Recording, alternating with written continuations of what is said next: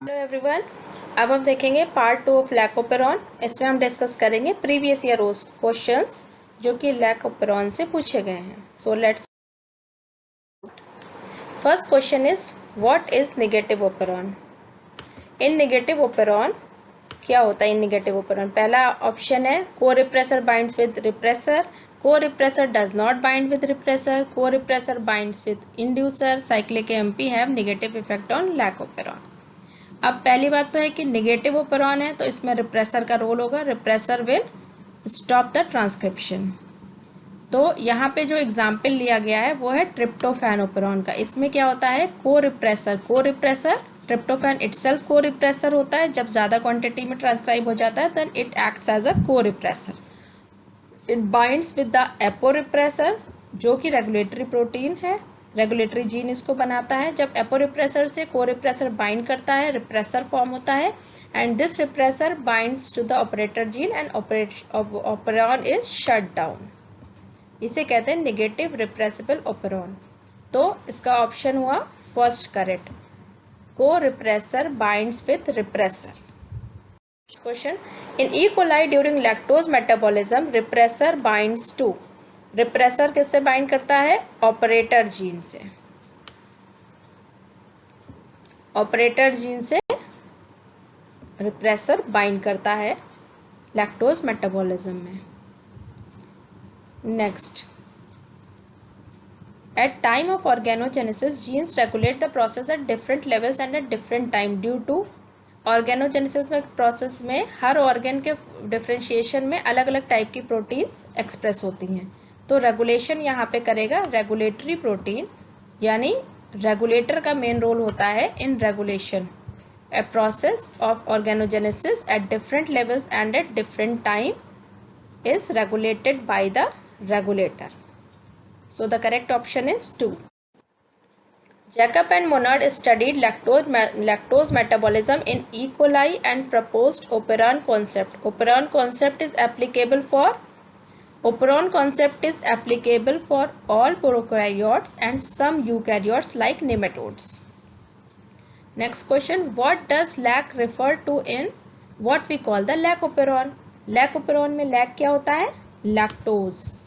अब यहाँ ध्यान देने की बात क्या थी? इन्होंने लैक्टोज एंड लैक्टेज दिया। Lactase is the enzyme, so the correct option is lactose, the disaccharide lactose which gets converted into galactose and glucose in the presence of the enzyme beta galactoside.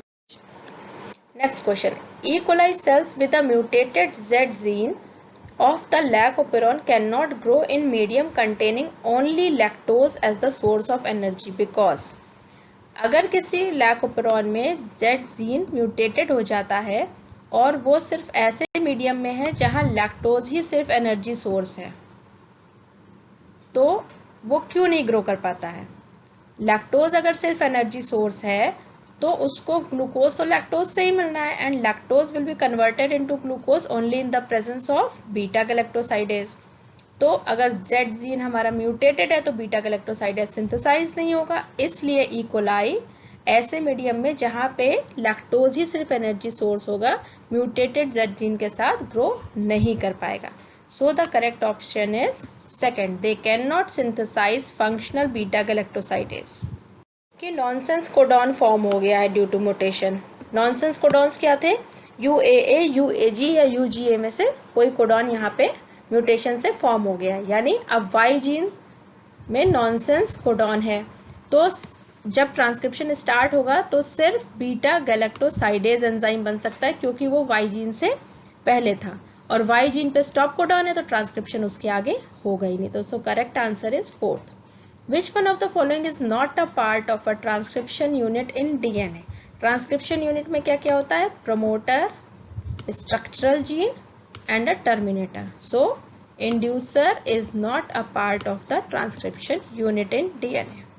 Next question, gene regulation governing lactose operon of E. coli that involves the LAC-I gene product is.